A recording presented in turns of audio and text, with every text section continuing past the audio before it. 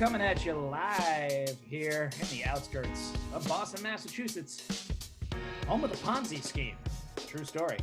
Yes, indeed. The capital here, as we live in there, just in around that, the hub of the universe, as we like to call it, home to the original crime schemes of America. I told you you'll get your money back, and I'll double it. I'll double it. I will double your investment by 40% in 40 days. I guarantee you. Exactly. I was yesterday's year old when listening and learning about that. I knew about the Ponzi scheme, but apparently there was a preceder also in Boston by a woman whose name I'm forgetting, unfortunately. So, and it was just kind of one of those amazing things. She was actually starting a bank for women because at the time women were not allowed to save or invest their money without a man. So she was promising them this and also promising a return on interest and investment, but doing what later became known as the Ponzi scheme. And Ponzi just did it. And I don't know, maybe it's because he had his name was catchy. It is Italian. Ponzi. It sounds so nice, right? Yeah, I don't know. Who knows? It's really tough. Really tough to tell. Poor guy. Poor Italians, man. They get just piled on with that, right? It's just not. It's not fair. It's not fair. Not at all. But nevertheless, they'll be all right. It's gonna be all right. It's gonna be okay. It's gonna be all right. That's my message for the week here. Yes, we are gonna be okay. So it'll be all right. They'll be all right. A side note, aside from talking about crime schemes and how to make money, the really best American way to make money. My kids got their first vaccine scheduled for tomorrow, and yes, I'm getting my kids vaccinated, so we'll start there. But here's the funny thing. Here come the death threats. Somebody, we'll get that. Somebody was saying, you should say to your kids, that they can drop an F-bomb. They can say fuck or whatever they want when they get the shot, and they should be all psyched about it. But they don't know the Fink boys, okay? Both of my sons, and I don't know how, because I at the very least, I'll say I cuss a little bit. And, I am not speaking ill of my wife, but by far the most foul-mouthed of the two of us in this household is my wife. Nice. Now, when anyone asks the kids, they blame dad. That's the way it should be. I get it. I'm going to take that, I'm going to take that one for the team. We all know that dad, in bunny quotes, is the source of all evil here. We get it. We understand. But as I say, it truly is my wife. Somehow my kids have, they want to start a swear jar. They're so angry. And this is even my kid, after my kid gets in mild amounts of trouble for, saying shit at school. This year's teacher, at least, was reasonable. She's like, well, you're not saying it at anybody. Exactly. That's fair. Yeah. And I just tell the kids, I'm like, you can't say it at school, and don't make a habit of it yet. Not till you're an adult. Wait, there's this magical thing that happens when you turn 18, and that's life. But they are running around here like goddamn Mormons. It's amazing. It's amazing to me. So I can't even use that. But fortunately, all right, when I told them yesterday, they actually cheered. So good. They understand the greater ramifications of this. But that's what's going on in my life, right? I can't even hold out swearing as a way to get my kids to take their vaccine calmly. But thankfully, even though they'll be scared, they're going to go get the jab tomorrow. So that's where my life is at there. Greg, what's going on in your life? I remember vividly when my son started swearing out loud in front of grown-ups, and it was just, I've never seen a glow in his eyes quite like I saw on that day. And I'll never forget it. And it really is, when you can just start saying shit and fuck in front of grown-ups, you're like, I have arrived. I am here. Like, this is it. Right? Just point me to the cocaine. Open up. Right? Cake for breakfast and cocaine. Like, yes, I am here with all of you. Finally, no longer looking over the edge, getting up on my tippy toes to look over the edge of the table to see what you guys are doing. Oh no, I've got a seat. Damn it. It was the best day of his life, and he was terrible at it. It was also when I realized that there's a technique. There's a technique to swearing, and it took him a long time to get it, but I've never seen him so happy. So I'm in a good mood now. I'm thinking about old times with my son. Oh, that's so good. And yeah, you're right. It is sort of like driving. When you've been doing it for a long time, you know exactly the pressure to put on the brake, right? And how Right. when the gun, the accelerator, all those things, and how to cut the turn and all those things that come naturally. But when you first start, you know, you lean on that brake and everyone in the car slams forward. Right. It's like, oh, even though you're going 2 miles an hour, you just don't have the touch for it. And swearing is much like the same thing. It's like you have to know when to drop and just say, you know, fuck this shit. Motherfucker. Right. Any of those, right? But if you're just doing it all the time, you know, exactly. Yeah. You're just hitting that brake too hard and everyone in the car is just kind of coming slamming. It's like, can you please stop trying? Like, you're bad at it. Yeah. Yeah. Like, let me teach you. Speaking of stopping short in the car, shout out to the Jimmy John's commercial for bringing back the whole, when you're in the driver's seat and you stop short real fast, but you throw out your arm to stop the passenger.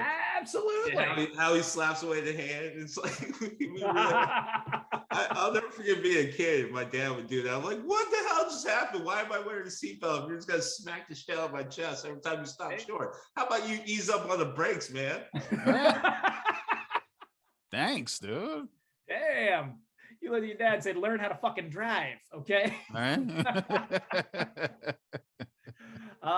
Well, with that, so, you know, we've decided, with that, Rashawn, how are you doing this week? What's going on in your life? Yeah. How you doing? No one is slapping you across the chest when they're stopping the car short, apparently. Sadly, I do a lot more driving by myself. So if that's happening, I got way more problems. It would get interesting pretty quick. There'd definitely be some questions. Pretty quick all around. Yeah. How are you in my car? How long have you been here? How are you hitting me from the right side if I'm driving? I mean, it's just, there's so many different things I would have to ask. There are more things in heaven and earth than we know. So I agree with that. So if nothing else, we'll go back to Shakespeare then. But all right, things seem to be moving along smoothly here in the capital of the Ponzi scheme. But tying it back in, just bringing us back in, doing that wonderful segue thing. Segue, coming by on the two wheels, waving at you, trying to look cool. I lived in Waltham, Massachusetts for a little bit. It was a dude who owned a Segway and just drove it around just because. I'll never forget that guy. He was the guy. And this is long before mall cops and everything else. This was just the dude who bought the Segway, like, because it was there. There's always one guy out there who's going to buy that. Is the Segway that funny anymore, considering we live in the land where you can easily look out the street and see someone on a Segway without basically handles, the hoverboard, which is some shit. Or now you got that uniwheel thing that's picking up steam. Or you got a legion of people out there on motorized scooters. I mean, we're so many ways away from the Segway. I don't know if that's a bad thing anymore. Matter of fact, it's vintage. Like all things, it starts off as a joke, and then you're the cool kid. Like if you can weather that criticism, if you can weather the laughs, one day you're laughing at everybody else, being like, "Motherfucker, I was doing it before it was cool." Like, that's the beauty of it. But taking us into our segue and going into things for the masses, right? That was the genesis point of our discussion this week in our weekly text conversations when we can't get down into the steam tunnels to start pulling the levers that really are running the world and running all of your opinions on pop culture. It turned out that I, indeed, the Birdman, I'm feeling like the heel this week. I'm the one with the contrary opinion. And the question becomes about entertainment for the masses versus art versus what's good, what's bad, what's okay, what's tolerable, and things like that. Now, I'm going to, go on a couple of different tangents here, but I want you all to try and remember a time when entertainment was not as available to people, to the masses. And I want you to think about a man named Wolfgang Amadeus Mozart, who dared to bring opera to the common people.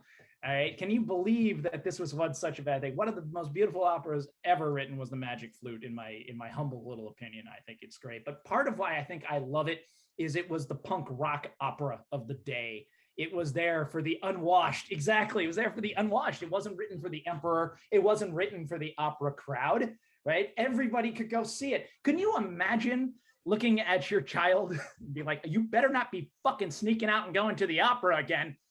I'm not going to have that in my house. Think about that. Think about the day and age where that would have been. It's like, goddamn kid listening to the magic flute over and over again, driving me crazy. Putting ideas in his head or her head, and they're out there drinking and having sex and all that. But, you know, there's still an open sewer in the middle of the street. So, yeah, exactly. So we have this idea of entertainment for the masses, for the unclean, for the uneducated, no less. And it brought us to a particular little trilogy that holds a special place in my heart, starting with the movie Pitch Black, moving on to the Chronicles of Riddick, which you can see the jump they make there. They go from a little one-off sci-fi film to the Chronicles. And then I can't even, what the fuck is the third one called? Oh yeah, no, you're nailing your point, but not even knowing what the third one's called, because it's I've seen it. Glorious. But I've seen it, right? That's the point. Yeah, You'll get your point. You'll get your turn. What's the fifth Star Wars movie called? What's the third Boba Fett episode called? These I know. All these I know. All these I know. The point is, that's the point. The point is, entertainment for the masses. Entertainment for the masses. That's what don't even remember the third name. Exactly. That's but I think who's gonna be our fact checker this time? Usually Rashawn's like quick on the Google. We're gonna need that third name, right? We're gonna need that third name. Riddick. It's Riddick. All right. I'm the person who's bringing the thunder today because it's Riddick. That's the bullshit that I'm up against. I will get to that. I will get to that later. I'll get to you later. You hold off just one more second. Let me finish my intro. Right, you will get your time, but I'm of course the heel here. I mean, I'm I need my manager whispering shit in my ear right about now. That's about all I need right now. But what is the value is something that is for the masses and isn't necessarily written all that well or even put a ton of thought in it. Does it still have value in our pop culture stream? So with that, I'm gonna hand it over to Arshawn today. We had 3 of clubs. He's going to bat lead off. We're going to mess things up today. We're going to get everything going in a different direction. I'm going to give him his 10 minutes of fame. I'm going to let him breathe and just have whatever he needs or whatever he wants right about now. Rashawn, take it away. Yeah, listen, if I'm batting lead off, this game is about to end in the first inning because I'm taking the home base plate with me. I am just, this game is over before it even starts. We're going to start by pointing out, and yes, this is going to be a full-on dunk session on a person who, frankly, I think part of the problem is he has a lot more talent than he lets himself get away with. Now, to be fair, there's plenty of actors and actresses out there, plenty of talented people who kind of end up just being the same person over and over and over. However, in most cases, at least the people that we laud, those individuals, every once in a while, if not probably more than we give them credit, do show a range of emotions that would make a character make sense.